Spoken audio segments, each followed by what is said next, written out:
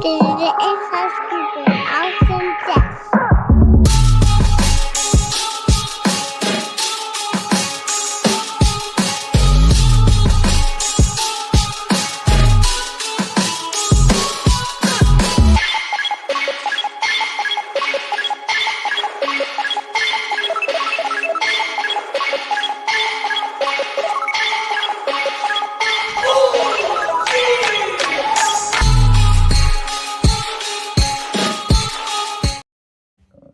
Welcome, everybody, to another episode of Inside Scoop with Alex and Jeff.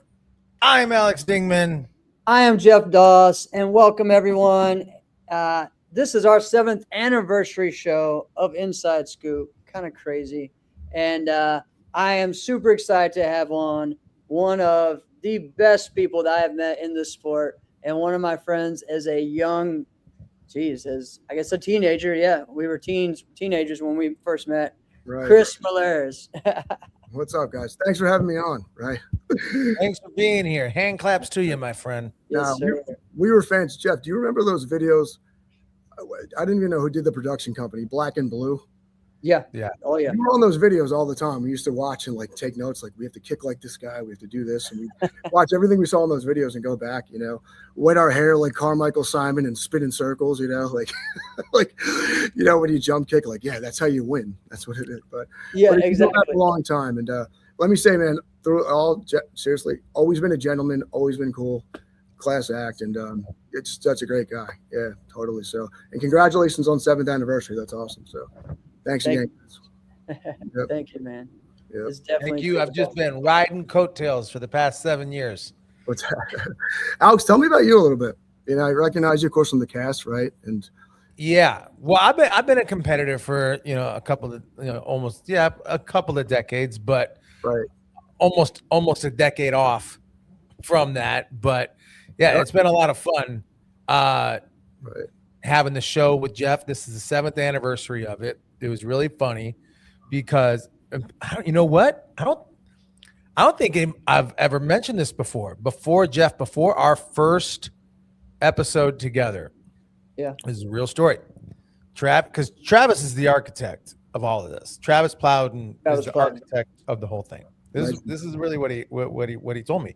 And he goes, "Hey, I want to do a podcast with you, Alex." And I'm like, "I'm on board. I'm in." And he goes, "I haven't even told you who your co-star is." I'm like, "It don't matter." Right. And so he goes, "I want you to do a show with you and Marquin McDonald." Right.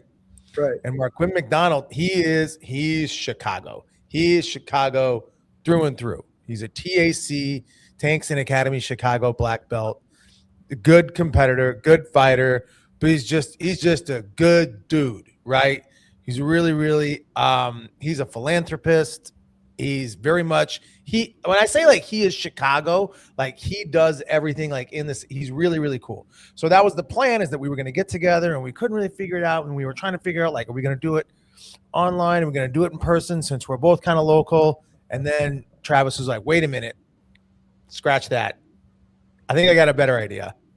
Right. And Jeff and I have been doing the show ever since. Oh, that's awesome. Yeah. That's really cool. Yeah. And bro, you sound like you could be on the episode of Tires next week and be awesome at it and crush too. So I know when you go in, I can see you sitting there next to Shane Gillis, like just riffing and be like, "Oh, this is gold." Like during the song, oh man, That's fun. But no, seriously, yeah, this is a great credit and that's awesome. Love it. So, but where do you want to start, guys? Where do you want to go? Where do you Well, I love that, but that's essentially, we want you to know, Chris, that when we have guests on, dude, floor is yours. All right. Okay. We're going to riff a little bit, but we're going to ask some questions. Be like, "Yo, tell us about you." Because essentially this episode's about you. All right. Okay. But we love stories. In fact, before we get going in, I have never been accused of being incredibly accurate upon everything, but I feel like I am all the time. So last week, we were talking about Amerikick last week, right? Right. Close to you. All right. So we're talking about Amerikick, and I was asking, what were your favorite Amerikick memories? Mark Russo says, "What? I mean, you got to talk about the Ross Levine and Raymond Daniels fight on No. the finals. Yep. And I'm like, absolutely. I gave a play-by-play of exactly how it went down. And when they went off the stage, and I was to the move accurate, except I Right. got their positions flip-flopped 100%. I was right on the play-by-play, but I messed it up and I got called out. You know what was great? Ross Levine never shies away from calling me out. So Right. shout out to you, Ross. He's always been an awesome dude. Yeah. It's like Leonidas and Zeus on stage. Raymond Daniels, that guy, going at it like crazy. Like, yeah, said, just watch this. This is what you want to watch. I almost feel bad for the next division coming up. In the warm-up spot. Yeah, Raymond Daniels just fired a backflip. He's landed it 15 times in competition. And also just as good. He's very mean and intense fight. But I remember the stage came down. Everybody's like going crazy. There's always somebody panicking for no reason. Like, how are we going to get the thing back up? Well, you lift it, right? It's just creating chaos and excitement. And but no, Raymond Daniels was awesome. I always looked up to him growing up. And it's funny you said Larry Tankston earlier. It was interesting. But I remember one year the Diamond Nationals, and Alex, you said 10 years removed. I'm more than that, right? I mean, Yeah. I look like I'm 10, probably age in reverse. Like, I just stopped looking like Mowgli from the Jungle Book. But I remember those competitions you're far removed. But I remember sitting down with Raymond Daniels, and I thought he was going to be like, not talk to me, and I said, like, what is it about you that makes you great? When did you make that decision? What happened? What did you do? And I'll never forget, it was like after the finals, Diamond Nationals, I lost. I think I took second, and I was there with Mark Russo. It was nothing more than a brother. What year is this? Mark, I couldn't even tell you. I can remember some strange fact from high school. I couldn't even tell you what year that was. I just remember that. I think it was 07. Was that right? But I remember I lost, and I'll tell you, I lost to Kodak, who's amazing, a great fighter, right? Yeah. But I said, what is it about you that separates you from everyone else, right? I mean, yes, there's going to be people faster, stronger. And he just said, he started going through all these different angle drills, movement drills, being obsessed, having that, he might even said Mamba mentality at the time. I hope I'm not was quoting, and it was almost like, it's not like he was teaching me. He gave me certain drills, but it was almost like that another step in the mindset, right? So it's like Mark Russo, my instructor, taught me everything I know about martial arts, right? But then you have influences that come along the way. Bob Leiker being an amazing one. We can get him in a little bit. I'm offended he said Robin Williams, by the way. That's not my favorite comedian. All right, I'll tell him. Sebastian Maniscalco, sir. Yeah, so, Oh, nice. Very good. But it was all these things about that mindset. And you start to come to this conclusion that people who are incredibly successful are just willing to go through the things that other people aren't. You said 7th anniversary for a podcast. Yeah, that takes some type of adversity, struggle, figuring things out. You probably get a weird comment here and there. You have to kind of train your body to ignore it and keep moving in service of your vision or your why while you're running it, right? So that was cool. And then I just, watching as a fan from the sideline growing up, beyond the movie Best of the Best, right? You start to sit on the side of the mat and watch these great fighters growing up in the 90s. And you're like, wow, I want to do that. I want to do that. How are they doing that? Why is this guy much shorter, but he's still winning? Why is this guy, how is this guy much taller, still pulling off a jump spin kick? What do they do? And you kind of gain that knowledge throughout the years, and you try to learn everything from a loss, try to learn everything from those people that you bump into and meet. And, it's kind of fun to see what happens, the outcome of all that, though. But that's always the one thing, too. Growing up and until I stopped, I was always still a fan of it. Instead of saying that guy pulled off this incredible trick, or did you see, or instead of saying well, that guy's terrible, his axe kick's not that good, or this guy's trick isn't that great, right? It's almost looking at no, that's pretty awesome. And you can fold that into what you're doing if you just pay attention and get out of the way of yourself, right? Which, I mean, everybody in martial arts has an ego to a certain degree, but the second you kind of move aside from that, it's wow, there's some cool information that you can take in and apply to your own game, right? Which, being a dad and hopefully, students that I've loved through the years, teaching them how to use their resources is such a powerful thing. I'm not Yoda on a hill, flip 5 times, sword. No, you're going to learn from here, this person, that person. And it all turns into this person that becomes you, that best version of you. So yeah. So anyway, not to tie that all in with like Raymond and that stuff, but in all the influence. And this definitely isn't going to be a hero session. Like, I'd like to thank Bob for pushing me that one time. And Mark, I was crying because I lost Korean forums, and you always had my back. But it's just real cool. Just something I think you probably share with your students too. Like, get out of your own way. Yep. No, it's not my job to make you like me. It's my job to bring the best out of you. And then when you can get that in your own headspace, really cool things happen. So, yeah. Yeah.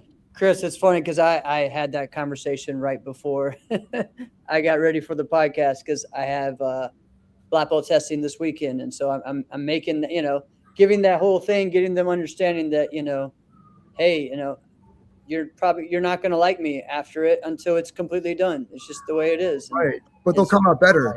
Yeah, you're going to come out better. You're going to grow. So that's what it's going to be. So how many of the people that you influence or touch in some way at your martial arts schools or work with or come across eventually become doctors, lawyers, accountants, entrepreneurs, and even if they're with you for a month, 2 months, there's something that you impart to them that hopefully is useful along the way. And that's like their black belt testing. Yes, you're not going to like me in the moment. You're not going to.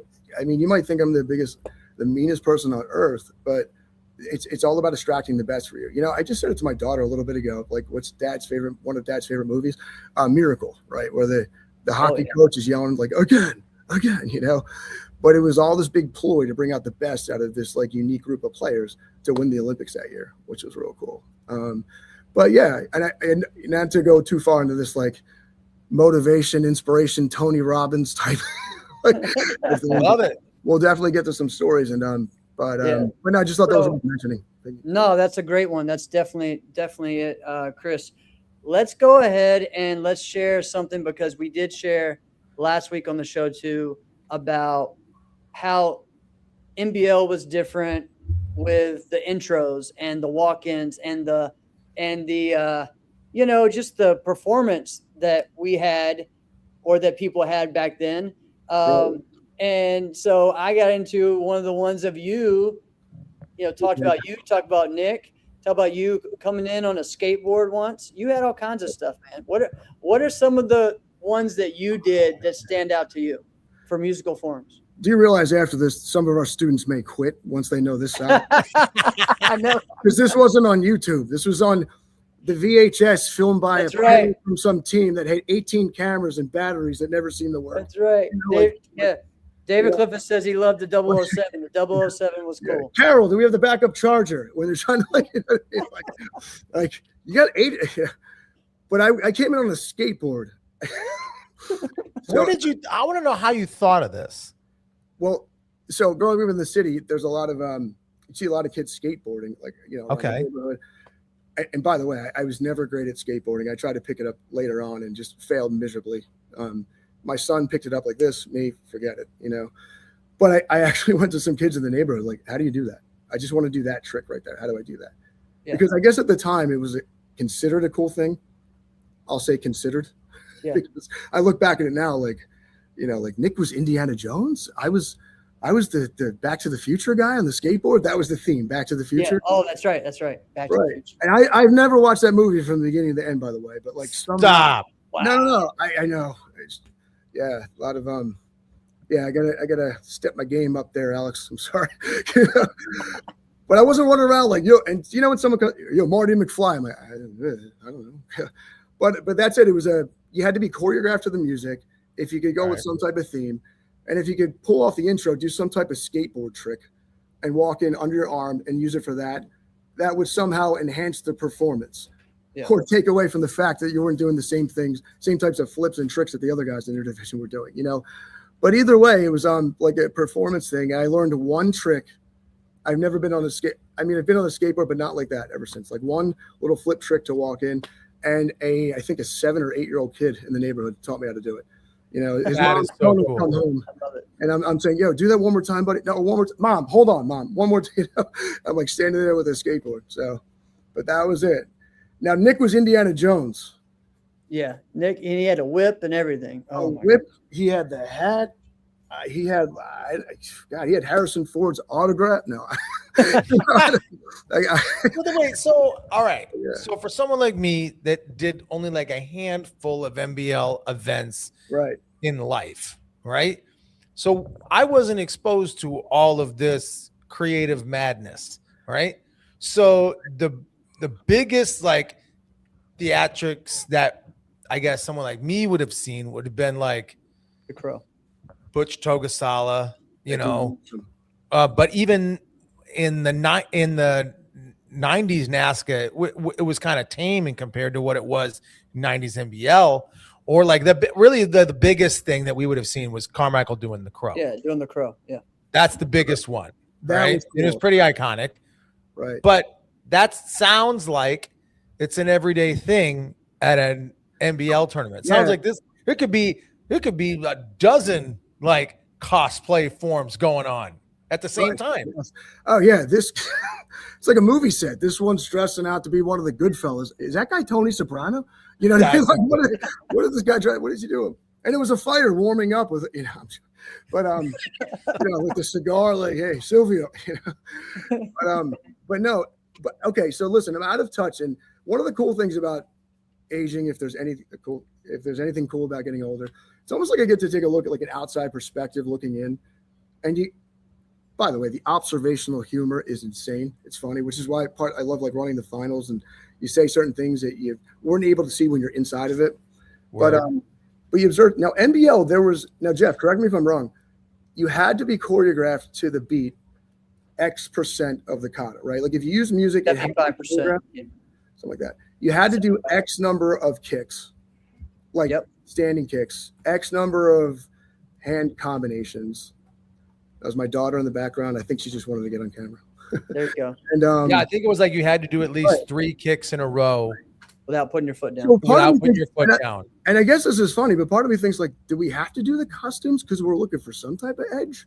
Like, you know what I mean? Is that what this is, or is it more of a like performance? But in terms of like rules, you would watch it. The NASCA guys from the NBL were like, oh my God, do you see the way they're flipping? Like the first time you see John Valera do anything, you're like, whoa, you know, or like back to the old videos, Carmichael Simon spins and he has like his hair's wet. Little do you know, the judges are probably aggravated. Like, is this necessary? Like, you know, but yeah, there was more of a, I don't know. It was more of like a performance, had to be choreographed to certain beats. There was much more rules than what I perceive you see in NASCA, where it's like, you see some of these kids tricking and doing stuff. It's like, wow, they're like let out of the cage and go, you know, go do you. Yeah. So is that fair? Is that a fair statement? And that is a fair statement. Yeah. And it was interesting, especially for me going back and forth and doing both, you know, and because I started with NASCA, then I went to NBL and then I did both. And then I really, you know, I struggled with NBL more than I did with NASCA initially. And so then it kind of just became like, all right, well, I'm sticking with NBL until I conquer this Super Grands thing, which was a tough thing for me to figuring it out, you know, and it was just, you know, because most of the time, that time of the year was my recovery time to get ready for the next season.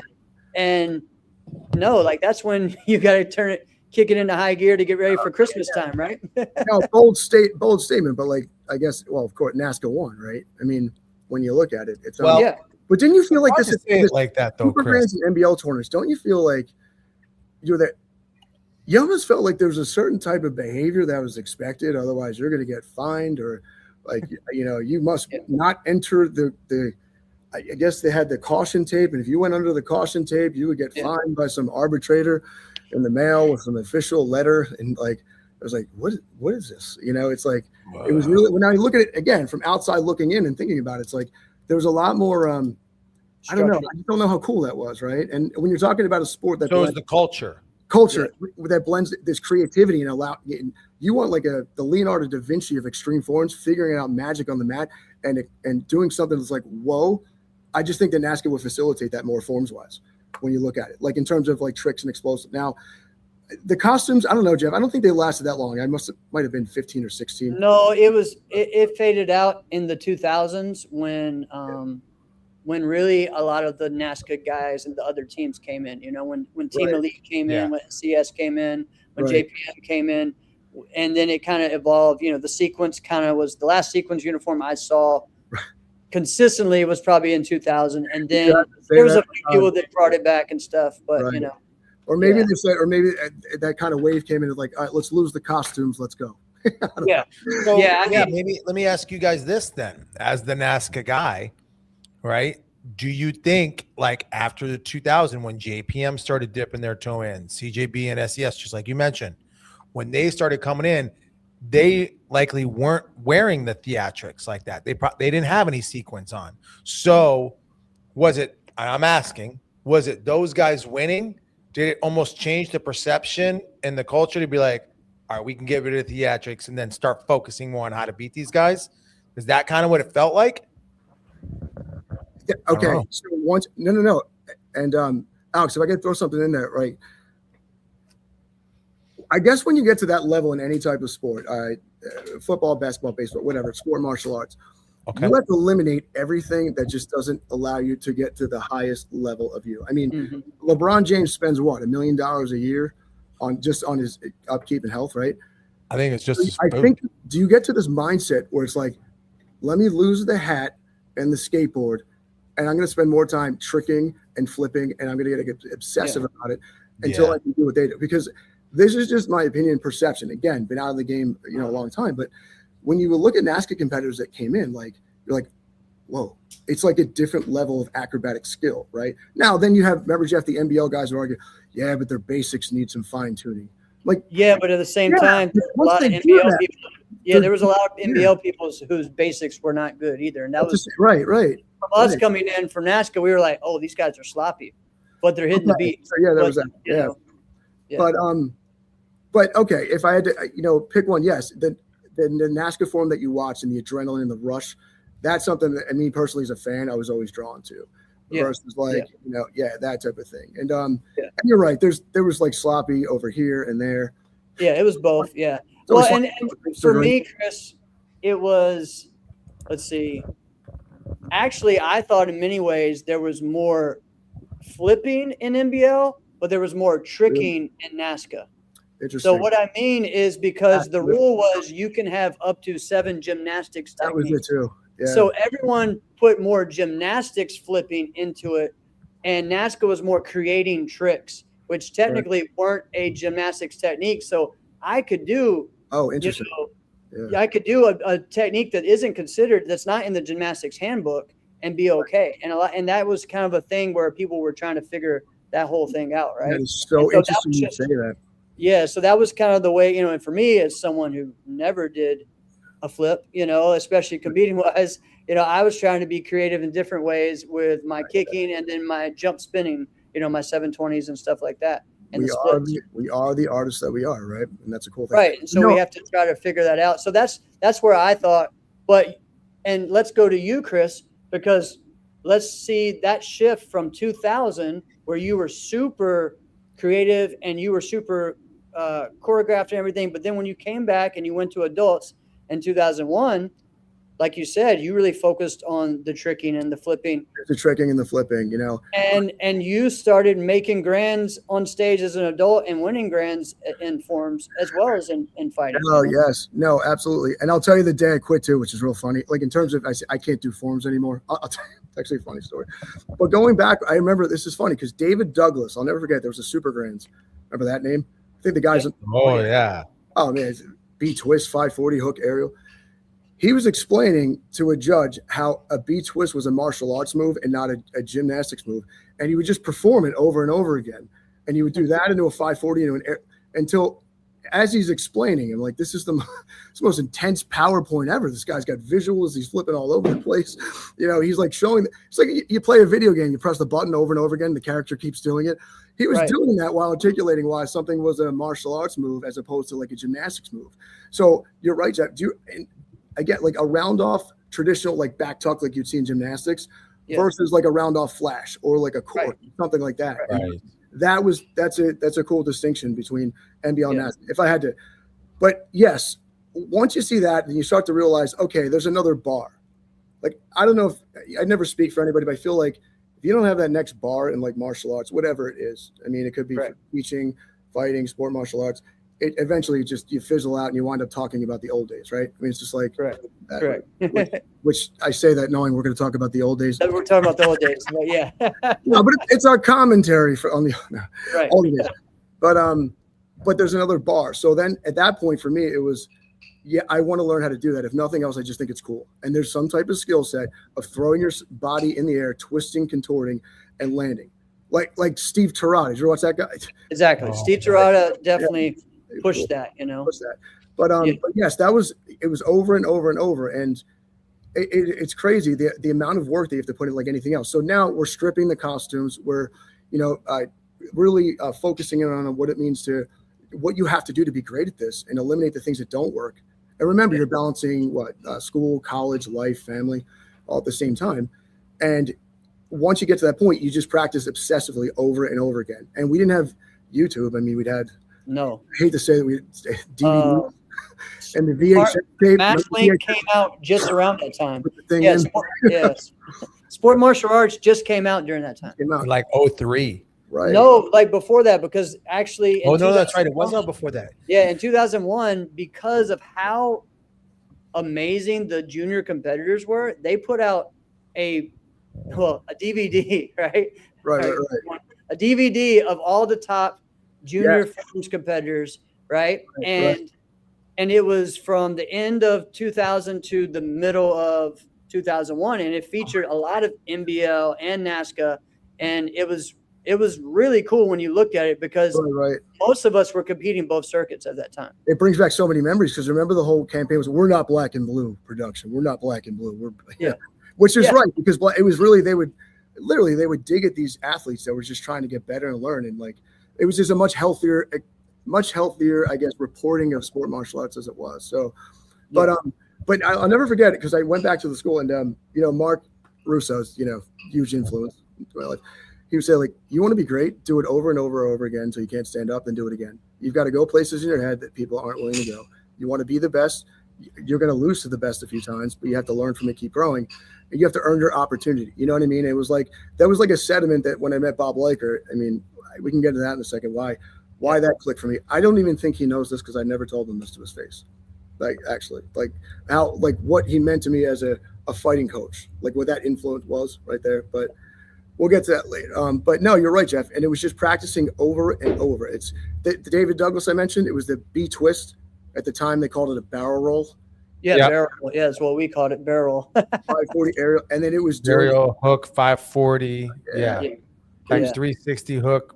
Held the foot up in the air. It was a weird, cool combo. I know the one you're talking about. It was awesome. Upside down, lifting, spinning like this. Is he going to come down? Like Raymond Daniels scored 3 cartwheel kicks before this guy came down. You know what I mean?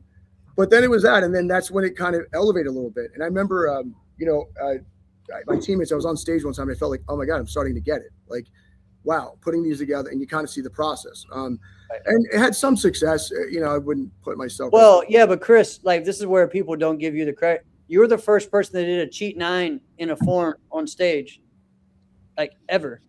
Bro, I didn't even know what it was called. I know. That's what I mean. I was like, wait, he did a 900, but he took off this way.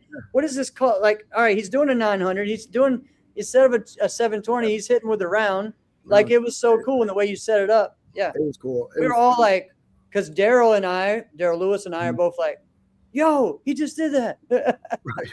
It was cool. Yeah. And it was, and just like you said, these competitors, you take a simple idea, right? Like, I don't know, a jump spin hook kick. And then eventually it becomes, wait, what if I spun twice before I kicked? Now they're doing hurricane kicks. It looks like something out of Street Fighter, but like, that's like the progression if you're willing to go down that road. And I do think you have to be a little bit crazy. I mean, any sport, but definitely sport martial art.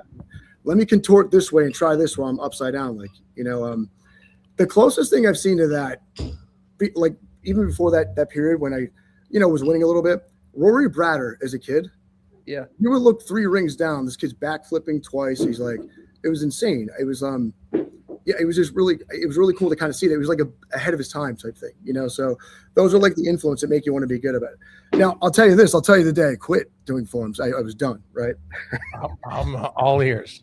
Oh man. So I'm on stage. I don't know what tournament it was. And by the way, out there, if I'm pronouncing tournament wrong, I'm sorry. Is it tournament, whatever? whatever schwa symbol you want to put up top of the letter, all good. Right. So I'm on stage. I made the finals, and I'm standing there in my commas. I don't know who made them first. Like the first sport commas, I'm standing there. Adelore? Probably Adelore. Yeah, is that what it was? The special glitter, it reflects in the light. Listen, if you need to replace it, buy tennis racket tape. Like, thanks. Oh yeah. So I'm on stage and I perform, and I pull a backside 900. And I felt really good. I felt sharp. I'm up against this kid. His name was Wayne Deglesh. Yeah. Now let me paint a picture. So martial arts, fighting arts. You have someone who's now. I've never been accused of being taller than anybody, but that day I was. I was like towered over him, and he was there. I get up and I'm like going and doing my thing. I thought I nailed it. This kid comes up and he rips it. Like I just spin in the bow staff. I didn't even, boom, nails it. He's one of the fastest ever. Yeah. Looks at me and bows like this. He gets 10s. I get the 999. And it was like, and then at that point, it was like, there's an age that I just don't think I'm going to feel comfortable doing this, that level. Like, I never wanted to be that. Like, I think it's awesome when you step in the ring and you want to compete and be creative, cool. But I am not trying to have a better, I don't know, 1080 than Michael Guthrie. I just feel like the priorities shift. You know what I mean? So yeah, that was the point where I was like, you know what? And I remember talking to Mark that weekend. He was like, do you want to just focus on being a fighter? Which, when I think back to before it was Capital Classics, I guess it was the Amerikick Internationals. It's my favorite tournament. Right? Yeah. But I used to watch some of these fighters compete, and there was a lot of fighters from Philadelphia. Some of our own Amerikick guys that would fight. There was another big influence in my life, Justin Smith. Yeah, he was great fighter, amazing teacher. He doesn't get enough credit for that teaching part. But you'd sit on the silence and take it in. And part of me, it started as wanting to be Tommy Lee from Best of the Best, but then you start watching like Pedro Xavier, Jerry Fontes. Why is this guy winning everything? And then he's lecturing everybody on how to fight. He's giving a seminar after he beats the whole. Yeah. It's like, you need to bring your hand up and lead with the what's happening here? So you start studying those guys, and you start to realize that, the fighters that win, they're playing a game of chess when you're playing checkers. They are not necessarily the fastest, the strongest. They are absolutely the smartest in the ring. That's what I learned from Bob Leiker, who has a huge background in psychology. I love reading about psychology. As much as I can go down tangents of stories, like Bob said it. No, I don't talk fast. People listen slow. No, I'm joking. but side note, do you notice? I got that out of my mouth. That was everybody's amazing. They feel like, can you explain that again? Then you explain it slow, and you lose their attention because they're on Instagram or TikTok. It's like, yeah. How do you want me to do this? Is there something? But I can sit in a Barnes and Noble for hours and read as long as I'm mentally engaged and write notes and take notes. And then it was like, apply it to what you do. And then when Bob started talking about these psychological idea, and I'm not talking about fight or flight or I don't know, learned helplessness. No. The psychology. Okay, this guy, every time he kicks, he drops his front hand. He gets tired after 7 kicks. You're going to use movement to time him out, and that's when you're going to score that back fist, right? Or he would say, okay, see that guy? He's over there. When he's nervous, he does this, and when he's boom, he does this. See this fight over here? When he feels good about himself and he's going to kick, he'll start his walk. He'll go like this, and then turn it in the ring. When he's going to punch, he doesn't go as high. Like it was like that Gretzky. Figure out what they're going to do before they do it. They can do it, and then using movement and rhythm to break apart someone psychologically, right? Maybe the first fight. I mean, let's just be real. You go to some tournaments. There's, the first fight, they're just not as experienced. Right. So you go heavy kick. Now the next fighter you're going to fight is going to assume that you're going to kick like a ton. Then you use movement blitz, and it throws off the whole pattern of the game. It breaks the rhythm, right? And I remember a gentleman he had on the team, IDC, before it was American World Team, was Larry Tankson. And team fought with him a few times, and he said, he's the first guy I heard say, you'll never win because you're the fastest, although you're faster than most. You're not going to win because you're the strongest. He's like, start hitting the gym. He's like, you're going to win because you're the smartest. Right? The smartest person knows when to do this, that, offensive, defensive. It knows when to recognize you got beaten. What do you learn from it? And it's also smart enough to realize that put me against anybody in a ring except for Raymond Daniels. I'm so glad I never had that experience. I'm joking, but is that what he said? No. That's what I thought. Oh. No, he's the only guy that I'm glad what do you do? No, but going back to what I got for those, and Bob would drill his ideas. And then you'd be dead tired working out for 5 hours and he would ask you questions. Like he would say, all right, guy moves left and he steps hard with his left foot. What's the move? Off angle slightly and then blitz. He was like, why? Tell me why. He was like, did you fix that backhand? Because it's dropping too much. You're going to get clocked with a hook kick if it's not up. It's like, oh. He was to me what I imagine Mike Conroy and Richard Plowden and Coach Rodriguez were to their fighters. That's what that was. And I'm not saying I ever would have, like you has to be on Paul Mitchell. I'm not saying that it was. I wasn't. But if you were, there's such a tie and loyalty to your group of people. So in the sport martial arts world, there was like Mark, and then there was Mark, and there was Bob and the team, and then Amerikick Roots. You're talking about Sharon, Dennis, and just the people that I don't want to go rattling off names. Yeah. But that was the brilliance of him. So that said earlier, right? So then he would say all these brilliant things, and I was taking it in. I was like standing there like this, like taking notes when, and sometimes Bob would be like, what you're going to do is, you angle, hit this way, do that. But sometimes he takes his voice down to where it doesn't matter what he says. It's just so epic. Like, tell you what, guys are coming out. Hickory dickory dock. And you're in. Like it's like Morgan Freeman character. He could repeat the cat and you were like enamored. Like, what's he going to say? You know what I mean? He grew in like, but I'll never forget that. So we'd say these brilliant, intelligent things and we had those moments. But then one time I'm like, all right, coach, what are we doing? Angle and punch him in the face. I'm like, that's it? That's what you got for me today? That's what you have? And like, in some weird way, I was like, okay, this is what I'm going to do. Like he was a Pokemon trainer and he's rolling me out in the battle, like, in an angle and do it. But yeah, that was really cool. There was some fun Bob moments. I mean, one time he told me to throw, like, about being disruptive. I was fighting this guy, Carlos Tierney, in a boxing ring for some exhibition match. Okay. And he's like, You're throwing out some big names here, by the way. Oh, yeah. Bob, he usually said, how's your cartwheel kick looking? I'm like, under any other circumstance, I'd say great, but I'm in a boxing ring. I'm like David and Goliath. I hadn't done CrossFit at this point in time. I didn't have, I'm like, I'm in there like Ernie Reyes from like Surf Ninjas fighting like a Goliath, but that was fun. But the whole idea was like try to do something disruptive because you got to try to find something to like mess with his rhythm. So I don't know. That was Bob. That was cool though. He was well, that's a pretty good strategy and also suicide at the same time. Oh yeah. But he probably looks at it like with full confidence. Yeah, concussions. Forget about concussions. You're fine. Yeah, medical science will deal with that. But no, that was pretty cool. And then there was like this back and forth too. That was always fun. Mark, I just think to this day, I hope he's watching. I think I just drive him crazy through life. Like he was always like the big brother, and I mean, you have your expressives. Whenever I he was the one. I'll tell you this about Mark.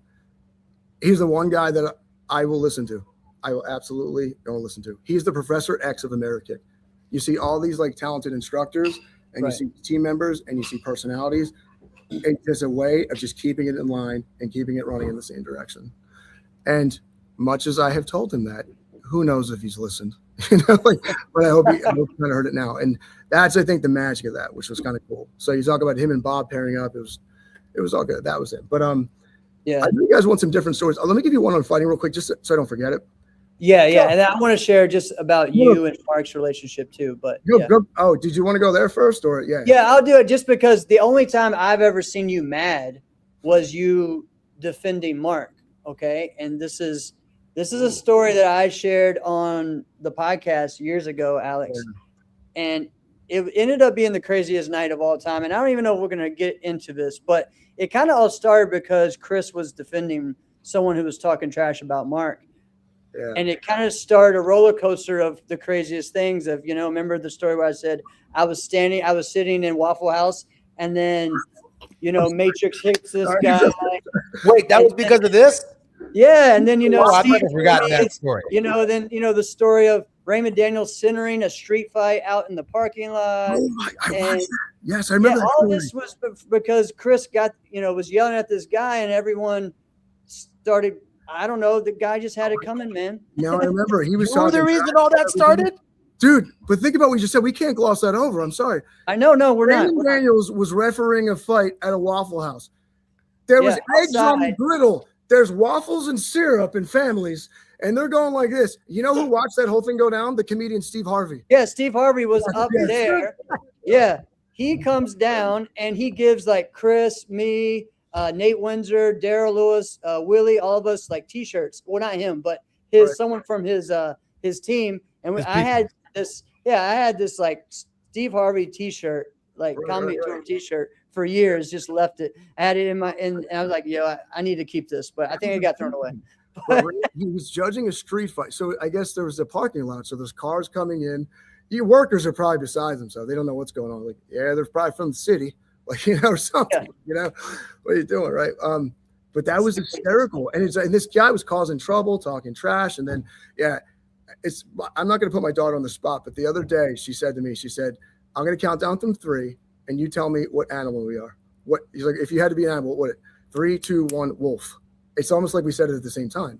It's like you protect like your people, like it's just how it goes within reason. Like sometimes, like maybe you shouldn't have done that. Like, but in that case, this guy was he was talking trash, talking smack to people, making fun, talking about people's saying inappropriate things about people's spouse. It just. Right. It was just too much, and I don't know. He's trying to be almost like a shock sport martial art something or coach or it was weird. He was I don't want to say the name really, but it's no. But I remember the haircut was awesome. It had something similar to like Dumb and Dumber 1 with the like all the way around with the bowl cut. If you can imagine, because it's not like you're dealing with like a tough looking human like an NFL player. You're dealing with like this guy. You're dealing with like Lloyd Christmas over here, and he's like trying to like, what are you doing? You're wearing the pine tree shoes at the Waffle House parking lot with a belt. By the way, guys, within reason, take your gi off before you go out of the hotel. 100%. Have you gone out with guys who wore their top? Go back. We're not doing this unless you go back. I've seen guys at the convenience store punching that screen in a headband and a karate gi and a belt, and they're wearing like Cole Haans and they're like a Bacon Club extra mayo. Like, you don't do that. You can't. I got one for you, Chris. I think I mentioned this on the pod before. BJ Garnahan's a good friend of mine. Right? We went out one time and we just met out. We were in downtown Minneapolis, and I just met up with him, and he wore it with such confidence that I had to double take that he was even wearing it. He's wearing, and it's summertime, so he's wearing like shorts and like whatever sneakers on. They look nice, and he's got a rec suit top. Right. And I'm like, because it's a rec suit, it's kind of like, you're towing the line. You're not quite sure, right? But I have the same uniform, right? So I'm looking at it like, wait, what? What are you? You gotta look him up and down. Like, what are you wearing? Are you wearing your team? Didn't we just wear that? What are you doing? Right? You can put it on. You can do the Backstreet Boys reunion tour. You know what I mean? Like Jason Tankson used to wear his to the club, dude. Jason Tankson used to wear his CJB navy blue rec suit pants to the club. Don't you believe there's people that get passes like, insert NASCAR promoter, insert Bob. I mean, or Richard Plowden or like Mike Conrad. They show up in the gigs. What's up, Sensei? How you doing, Coach? You gotta pay. Yes. It's like an old like mafia boss walks in. There's one other one that happened. Now I was not present for this, but I'll say who said it. Raymond told me exactly what it was, and he goes, "This was in this phase where it was like, our ring stars. Do people like them? Do people hate them? Yeah. Right? Yeah. So this is a thing that happened. Hugh was kind of like he was the manager of the All-Stars. But he has a different personality as other like team like managers. Right? Totally different personality. So he's like, you guys aren't going out. And I guess it was the US Open. And he took their shoes. Right?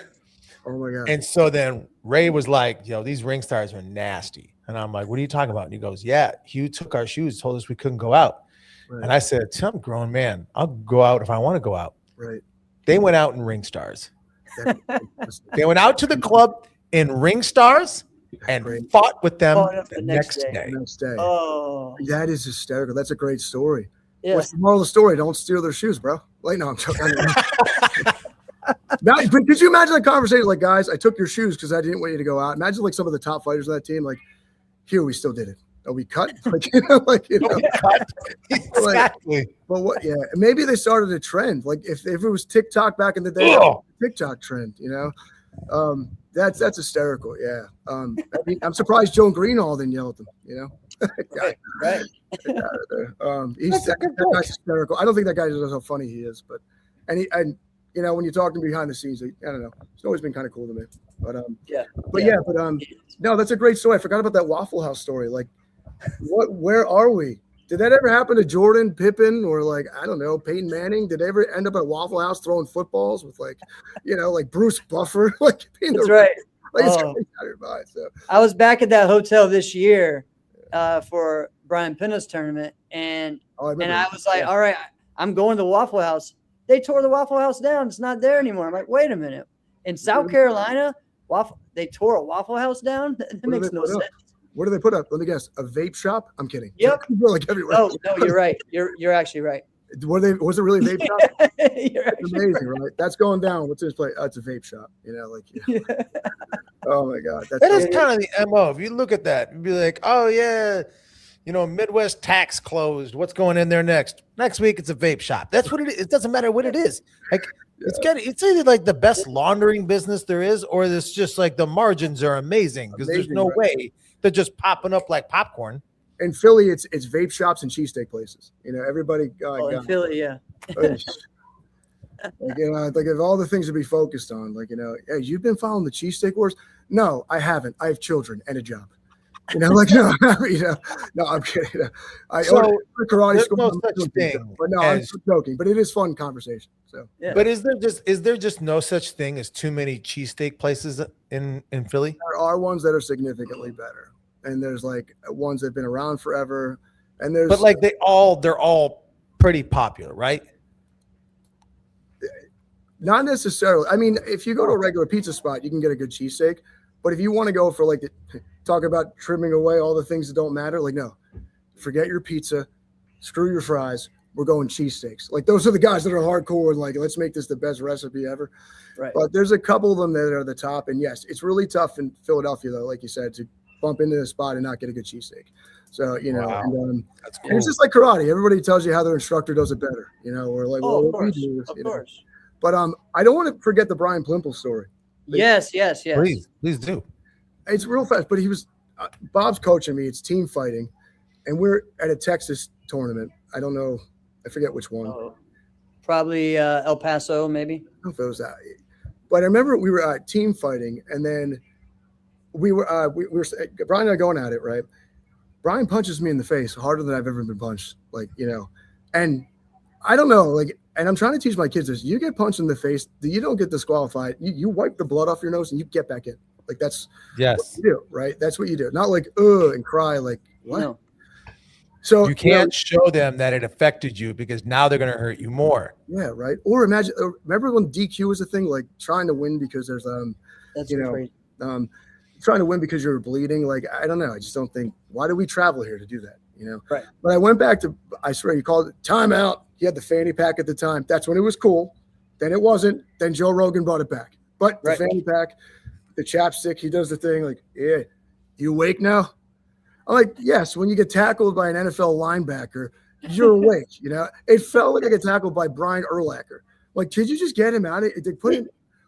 I'm angling, trying to hit him with a side axe kick, and this guy's he just boom. It's like, you know what I mean? It's like a Boston Mike Tyson's punch out that you can't get past. They're just like, but no, I just so hard. And then I guess they did like a newspaper thing where all of the team fighters were on the local newspaper. I had Brian Plimple fist on my face, and I had to pull off a smile. You know what I mean? Like this. I'm looking like, I look like the losing team from the World Cup. That's what I look like at the time. You know what I mean? Like that. So like I had that face going on. But yeah, that was crazy. He told me, he's like, you awake now? I'm like, yeah. I mean, I concussions, maybe some permanent brain damage, but I'm fine. Let me get back in there, But yeah, no, that was really cool. And then this was crazy too. I'll get this in. No, yeah. Mike Bernardo, please fact check me. Was he a stunt coordinator for the Ninja Turtles? I don't know about the that. original movie. So the guy was amazing. You watch him on the NASCAR video, Right, the right. WMEC Masters, which every kid on Saturday morning ran home, it wanted to be. Correct. But I don't know if he was a stunt. It doesn't matter. But he was the head judge at a tournament, I believe.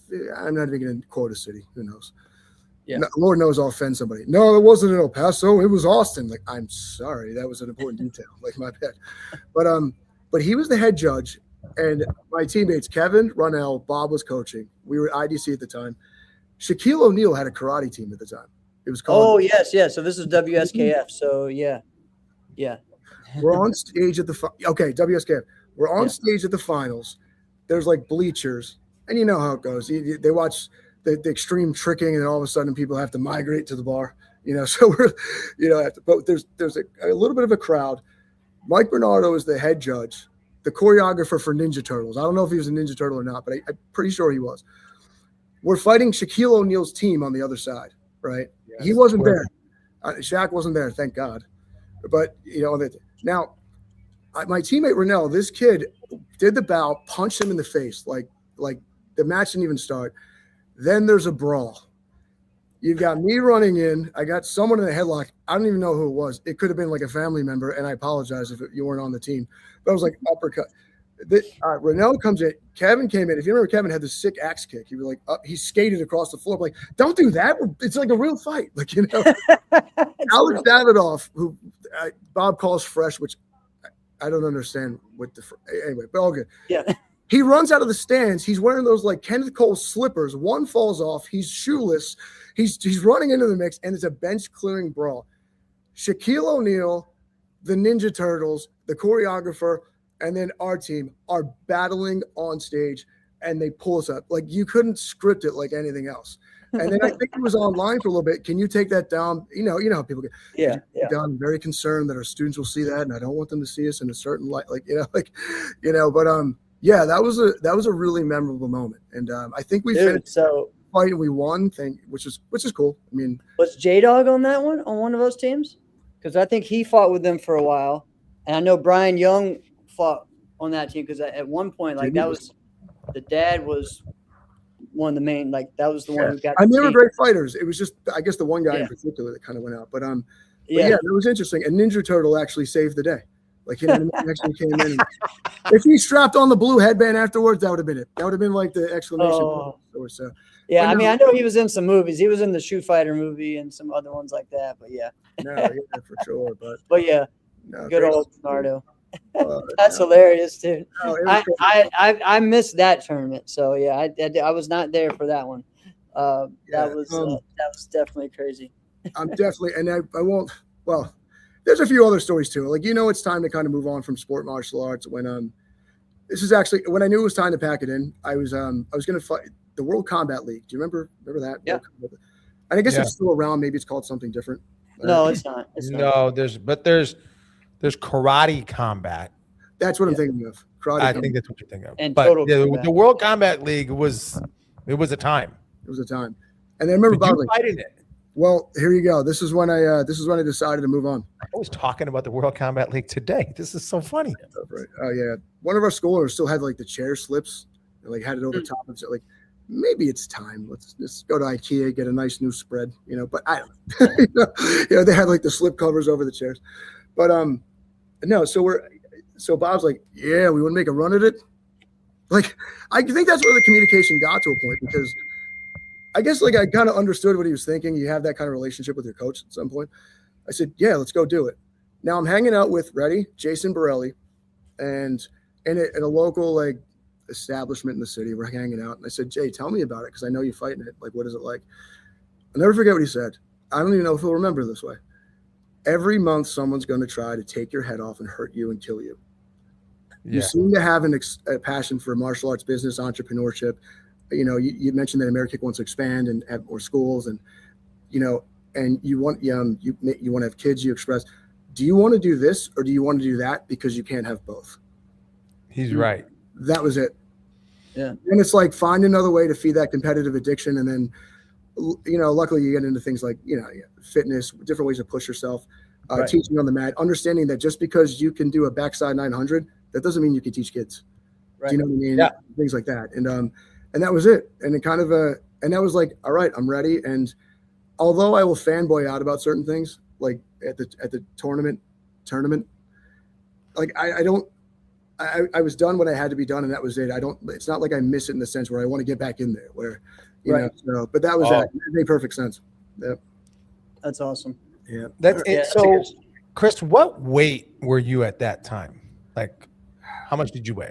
I fluctuate between light, middle, and middle. Yeah. Okay.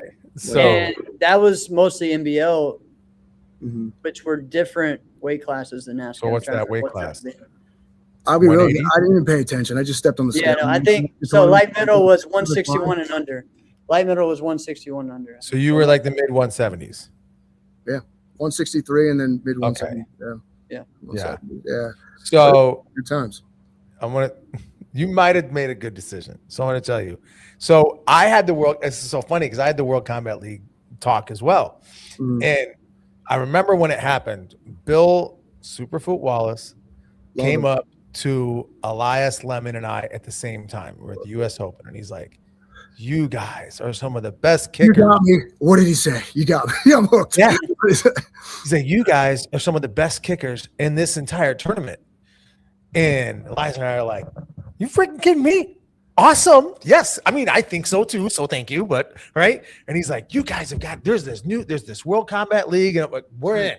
So we're in. So we still have our pads on, and he's giving us stuff to fill out. We're filling it out with our hand pads on. I'm not even making it up.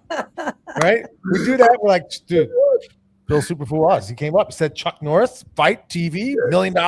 What else is there to know? Right? That's awesome. Meanwhile, you got to fight a guy who's standing across looking at you like he wants to eat you for breakfast. You know, So but sir, then- you're the godfather of kicking. You can't not listen to Bill Wallace. You're the godfather of kicking. So here's what happened next. Yeah. So then I get the call not even a week later. I would say like 4 days later, right? So then, and it's Corey Schaefer, right? So Corey Schaefer, big in the ISKA, has a lot to do with the U.S. Open in the sport martial arts realm and fighting realm for decades and decades. Mhm. So he gives me a call and he goes, "Hey, I see that you filled this out. This is great. We're really looking, for someone to be on one of our headliner fights." And I'm like, "Well, I thought it was kind of a team match." "Well, yeah, it's kind of a team match, but we need someone to fight Raymond Daniels, and we think that that's you." And I'm like, you're trying to make me the sacrificial lamb. And I'm like, "Well, what weight is he fighting?" And Corey goes, "Well, what weight are you?" Like, what? And I'm like, "Well, At what you point know did you who, stop punching that guy in the face for suggesting that? I'm kidding. And I'm like, oh my God. listen, at that time, like, I wasn't as Right. good, right? So I'm like, there's no way, right? So I'm like, who you should really consider? There's a friend of mine, BJ. I think he'd be great, which I already mentioned. And he goes, "Can he fight Raymond Daniels?" And I'm like, "Oh, so I get what you're doing now. You're just looking for anybody because you need to give it to Ray." And we're all saying no. Right. Now I got it. Don't So you that love might have been you. Don't you love that when people think you're just not smart enough to know what they're doing? But you're looking at them like they're in kindergarten, and you're like, on another level, you're like, "Do you really think that was going to work?" Like when I was younger, do you really think I'm in the Barnes and Noble right now. I'm not going to fight Manny Reyes in a cage because I think at some point, Yeah. No, I'm in the self-help section. I'm busy. I'm good. I'm done. Those days are done. I'm good. And I'm like, I'm not trying anywhere to fight someone in a cage. Like again, from the outside looking in, like, could you imagine telling that to like one of your friends? "I'm gonna go fight a guy in a cage in Florida. Like, they'll pay for the flight, but we'll see how it goes." Like, it's. Are you say it out loud. Like, what are you doing? Like, That's exactly it. When you say the things out loud, that's when you're like, "This is ridiculous." Okay, I hear it now. I hear it, right? right. It's crazy. But What's interesting about the cage, though, Chris, is I kind of wish we would have gotten a chance to do something like this. I don't know if you saw it when Jesse Ray was doing the virtual fight tour, and he was doing point fighting in the cage. That looked kind of cool. That's a different element. That's really cool. Yeah. And for the record, I like the more keep the action going, hard hitting game of tag, not tag. Right. Not like this, like let's forcible hit type thing. Like I like those style rules. I guess there's leagues that promote. I know you see at the internationals, and like I just don't like it when it becomes tap and move. No, there's some stoppable force that has to happen with these strikes and these hits and these movements. And and it being a cage would have been another element.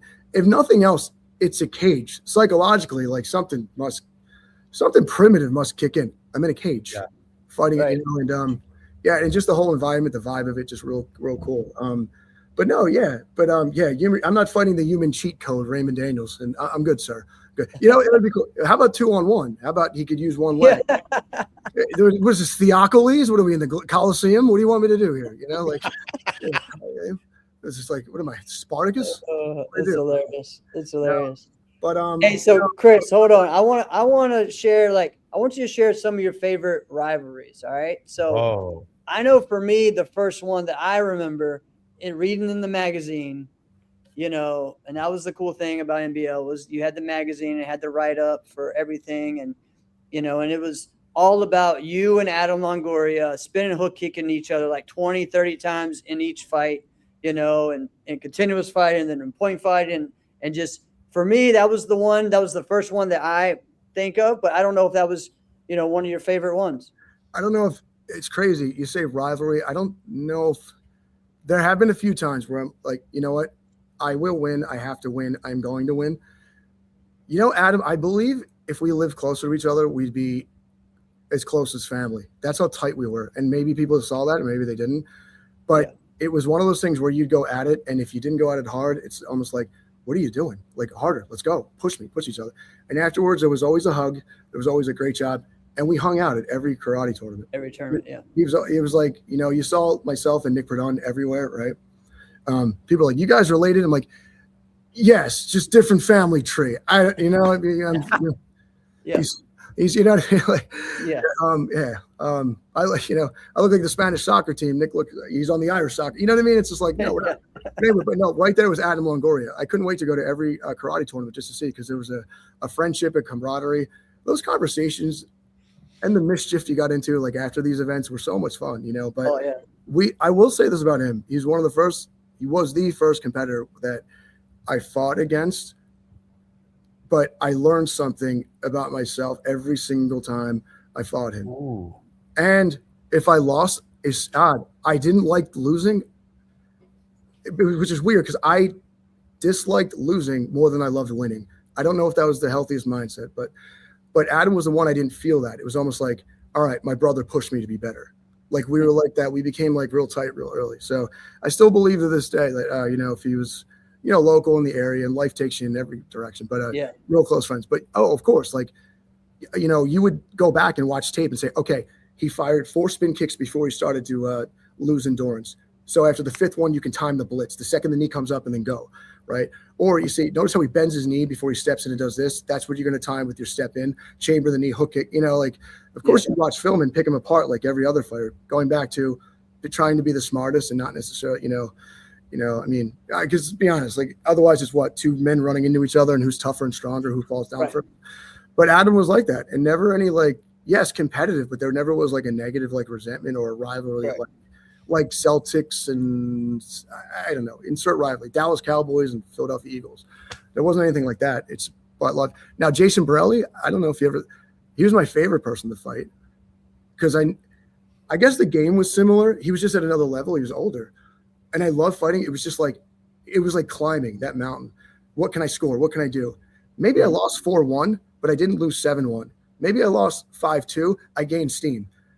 I learned that if I blitz on this part, he'd stick the side kick. So if I fake an off angle, you'd have a different result. You know what I mean? It was like, you know, so that was another one. I always loved fighting him, and I always loved watching him and Raymond go at it. Like that was always a cool thing to watch. So because Jason's skill set was odd because it seemed relatable, and then at the same time completely unrelatable. Because you look at him and you're like, you're an average size person. Your stature is not intimidating. I see everything that you're doing. You have a right side forward. Lead leg attack. You have a fast follow up. I know how to do all of that. I do all of that. But for some reason, my 2 eyes have never seen anybody who does it like you. Everything we teach doesn't make sense to what he does. You know It how was like an evolved version of all those techniques, like that front leg. I'm gonna give you one little thing. You know how your martial arts school, you guys have some kind of bar or something to ledge to balance while people are doing kicking, right? Right. His school's never had that. That's crazy. Yeah. He's never had that. So Never. he was, like trained by Miyagi on the Rock, you know. Essentially, there's nothing in there. I've been in the school, right? I've been in there, and there's nothing. It's so much so that one time it was Larry Jr. Promise, this is what he said. He's in the school. He goes, "Do all of your schools have these ballet bars?" And I'm like, "Oh, man, they're just bars. Like we all have them, just to kind of." I love that. Wait, have you never seen this? Right. And he's like, "No, I've never seen this before." Yeah. Like, wait a minute. When you guys practice kicks, what do you do? He goes, "Are we just standing on a fighting stance?" I'm like, time out. Right. What? Right. So you mean to tell me Jason Borelli is that while never having to reinforce balance, it just came? Like it doesn't make sense. Right. It's like a magical power, like that. Right? Yes. Crazy. And by the way, he had the Magic Johnson smile. Like he was like, so like, yeah, this guy, is he that tough? And then, he is. But going back to Larry, it's funny. Larry Tankston said that about the balance beam. Larry Jr. Okay. Larry Senior. I'll never forget one time he was explaining something similar to that to Bob. And I was standing there with Bob. Funny little side story. Like, I think he's fighting a lot, but he's got some breath. And he reached into the fanny pack and gave him a stick of gum in the moment. I thought that was like a weird moment. And it was like, I'm like, oh my God, are they going to fight now? Because he told him his breath stunk in the moment. So it was like, yeah, let me repeat that. Larry Texas now I was putting up with the blast because he was spitting knowledge. I was taking it all in, right? I was like, yes, sir. Yeah, I got it, right? And then Bob said, tell you what, you got some breath, Larry. And then gave like a stick of gum in the moment. And it was like this pleasant interaction. Now, if it was Richard Plowden and Larry, I think they probably would have fought. But it was like this whole thing. But like you think about how like these crazy, amazing not genius ideas, but like these cool like ideas that high level athletes train with, and they're talking about and discussing it, and then to go back to something basic like you need some gum, man. Like what I mean? It was just so crazy to feel like the disparity of it. So funny, crazy. Anyways, but I know we've been going for a little bit, but and I can hang out, all good, but I want to stay on the schedule and what you guys have going on. So. Oh yeah, well, Chris, I just want to share. I want you to share before we finish up. What's your favorite thing and something you're so excited about next week at Amerikick Internationals? Watch my daughter compete. That's awesome. That's so cool. So what's she gonna do? So she's gonna compete in the demo team divisions. She's and it was just I had one of those moments with her and with my son in his sport. I said, what is it that you want to be the absolute best at? Because you're going to have to sacrifice certain things. We're starting to have those talks like, daddy in this day in life loves, teaching martial arts, CrossFit. I love fitness, right? What is the thing that you want to do and you want to be amazing at? And you can't lie to me, and you've got to be ready to sacrifice things. And no matter what, my daughter with almost like the head went down and up. I want to be on stage. I want to do it with my chucks. I said, okay. And of course, inside you don't want to tear up, but you almost do. I said, we're gonna work on it, and Daddy's gonna teach you how. I still say Daddy. They call me Dad or Bro. I don't get that, but Daddy's gonna give you every resource that you need to get to where you need to go. But you have to listen. You have to understand it's not going to feel comfortable. And when I start telling you certain things, it's because I've kind of been there, and I don't want you to make the same mistakes I did. So yeah, man, I'm gonna look. Nobody hugged me at the internationals because of the story, by the way. Like, oh, that was so sweet. Stop. I don't know your first name again. What is it? Yeah, it is. I don't know. But like, how old is your daughter? She's 13. 13. 13. And she every time she performs or hits a certain milestone, and this is for both of my kids, I can't hold it. It's like the Sebastian start balling inside. It's just, and I think that reinvigorated my, like, you talk about like traveling and wanting to go to different tournaments and bump into it again. Okay. It's not just to see Kurt Schreier and the fact that he looks like Tom Cruise and the guy doesn't age, right? No, he was another awesome guy. But no, watching my daughter, that just came out almost instinctively. It's just, and then you try not to overdo it. Like, I never want to be that guy screaming in a 9-year-old's face, like, you got this, let's go. I'm like, dude, he just stopped believing in the Easter Bunny. You can't yell at him like that. You know what I mean? Like, what are you doing, bro? The kid plays Roblox. He crushes in Rivals. Like, and you're hitting him with, like, you got your bed, you want it. Like, relax, you know? My God. Talking about chicken fingers. Oh my God, chicken fingers, fries, and apple slices, right? Right. You know? So, but at the same time, it's to see my daughter do it. Yeah, I'm probably gonna. Yeah, that'll spark something. So, but yeah, can't wait. And of That's course, awesome. to see everybody there and Boost Power Baby. Love that dude. It's funny. Yeah. It really is. It's gonna be a great one, Chris. And man, I'm excited. Again, I love the new venue, and I love just the organization, everything you guys do. And for me, it's just cool that anywhere else I go to tournaments, not everyone that I grew up with is still involved in it or somehow. You know what I mean? But you go to Amerikick, and I see you, I see Nick, I see Schluter, I see Justin, I see all these guys. I see Alex Davidov, I see all these people that I grew up with, and we get to reminisce and hang out, and it's just a lot of Spoiler fun. alert: you're going to see me competing with an oar in traditional. right. I'm joking. I'm kidding. That's not. No, I mess. I don't even know the names of these traditional katas. I pretend. Go see who. What? Yeah, that's right. Yeah, it's a great routine. It's awesome. I don't know. Yeah, crazy. But no, you're right. Can't wait to see everybody. It's going to be a blast. Great venue, and I can't thank you guys enough. Alex, first time we talked, you're the man. You guys are great, and I'm a big fan. So thank you.